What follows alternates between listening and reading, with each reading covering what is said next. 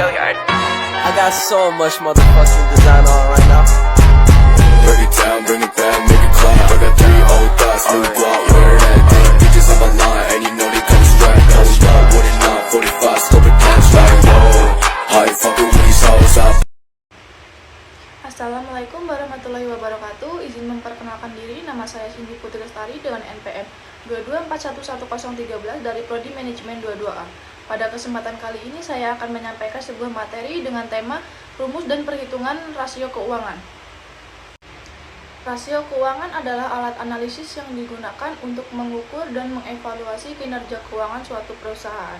Rasio ini dihitung berdasarkan data yang terdapat dalam laporan keuangan seperti neraca, laporan laba rugi, dan laporan arus kas.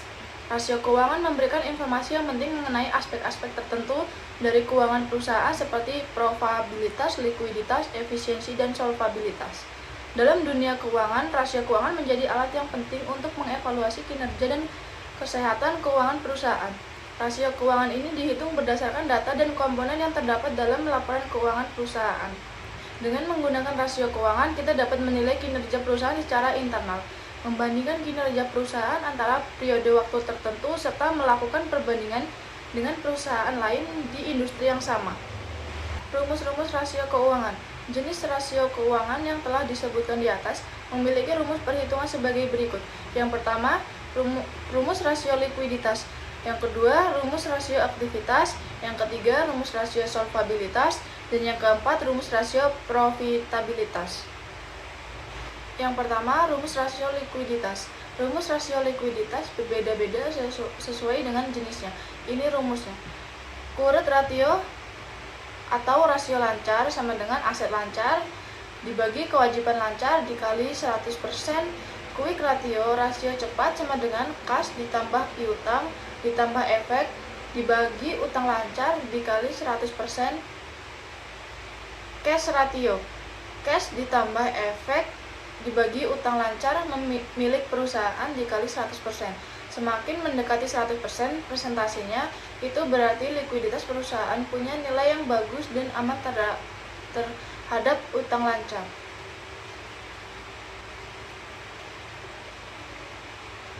Yang kedua, rumus rasio aktivitas. Rasio aktivitas masing-masing perhitungannya adalah seperti ini. Perputaran piutang sama dengan penjualan perusahaan dibagi rata-rata piutang dikali 100%. Perputaran persediaan sama dengan penjualan perusahaan dibagi persediaan milik perusahaan dikali 100%. Perputaran aktiva tetap sama dengan penjualan perusahaan dibagi aktiva tetap punya perusahaan dikali 100%. Perputaran total aktiva, penjualan yang dihasilkan perusahaan dibagi total aktiva dikali 100%. Semakin mendekati 100% berarti perputarannya semakin bagus dan membawa manfaat bagi perusahaan. Yang ketiga, rumus rasio solvabilitas. Rumus rasio solvabilitas dibagi sesuai dengan jenisnya sebagai berikut. Rasio utang terhadap aktiva sama dengan jumlah seluruh liabilitas perusahaan atau total aset milik perusahaan dikali 100%. Rasio utang terdapat ekuitas sama dengan jumlah seluruh liabilitas atau ekuitas pemegang saham dikali 100%. Jika rasio solvabilitas makin tinggi, berarti perusahaan dianggap mampu untuk melunasi utang-utangnya. Nah, yang terakhir, keempat, rumus rasio profitabilitas. Rumus rasio keuntungan atau laba ini juga dibagi sesuai dengan jenisnya, yaitu gross profit margin sama dengan penjualan bersih perusahaan diambil HPP dibagi penjualan bersih dikali 100%. Operating profit margin sama dengan penjualan bersih perusahaan diambil HPP diambil EBIT dibagi penjualan bersih dikali 100%. EBIT sama dengan earnings before interest and taxes. Net profit margin sama dengan laba bersih setelah pajak dibagi penjualan bersih perusahaan dikali 100%.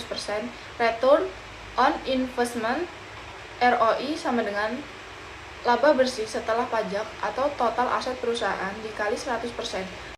Return on asset ROA sama dengan laba bersih dibagi total aktiva dikali 100%. Apabila rasio laba semakin mendekati 100%, artinya nilai keuntungannya termasuk tinggi. Nah, apa saja sih metode analisis rasio keuangan ini? Selain analisis dan perhitungan di atas, ada metode lain dari rasio keuangan yang bisa Anda manfaatkan, dan ini penjelasannya. Analisis time series and forecasting. Analisis common size. Yang pertama, analisis time series and forecasting. Analisis ini dimanfaatkan dengan cara membandingkan data dan informasi keuangan dari satu periode tertentu dengan periode lainnya. Tujuannya adalah untuk mengambil prediksi keadaan keuangan perusahaan di masa nanti.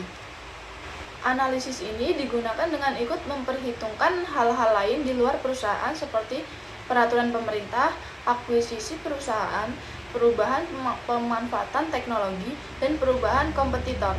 Yang kedua, analisis common size. Metode lain dari rasio keuangan adalah analisis common size yang biasanya digunakan untuk mempelajari 3 laporan keuangan utamanya perusahaan, yaitu laporan arus kas, neraca, dan laporan laba rugi. Nah, caranya itu adalah dengan cara melakukan perhitungan satu persatu pada rekening yang berkaitan dengan ketiga laporan keuangan tersebut. Setiap item barisnya dijadikan sebagai bahan evaluasi dengan membuat persentase dari jumlah dasar pada suatu periode keuangan. Analisis ini digunakan untuk mencari tahu pengaruh dari setiap item dan kontribusinya terhadap kondisi keuangan perusahaan secara keseluruhan. Nah, jadi kesimpulannya, rasio keuangan adalah metode analisis yang penting untuk perusahaan dan bisa dimanfaatkan investor sebelum melakukan investasi. Perusahaan juga dapat menjadikan sebagai metode penilaian terhadap perkembangan usaha. Contoh analisis rasio keuangan. Analisis rasio keuangan dapat diterapkan sesuai dengan jenis dan tujuan yang diinginkan oleh perusahaan, bisnis, atau pihak lainnya. Contoh analisis keuangan secara sederhana, misalnya perhitungan margin laba bersih dari perusahaan X selama tanggal 21 sampai 24 Desember pada laporan keuangan. Setelah memotong pajak pada laba bersih, lalu membaginya dengan penjualan, ditemukan hasil sebagai berikut.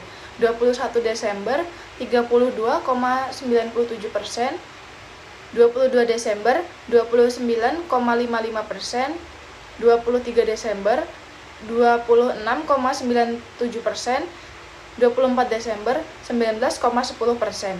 Dari data tersebut dapat disimpulkan bahwa kecenderungan margin laba bersih yang dimiliki oleh perusahaan X adalah semakin menurun. Jika ingin melihat bagaimana performa sumber daya perusahaan, berarti belum dapat dikategorikan maksimal. Nah, itu dia penjelasan mengenai bagaimana cara menganalisis rasio keuangan dengan tepat untuk perusahaan dan contohnya.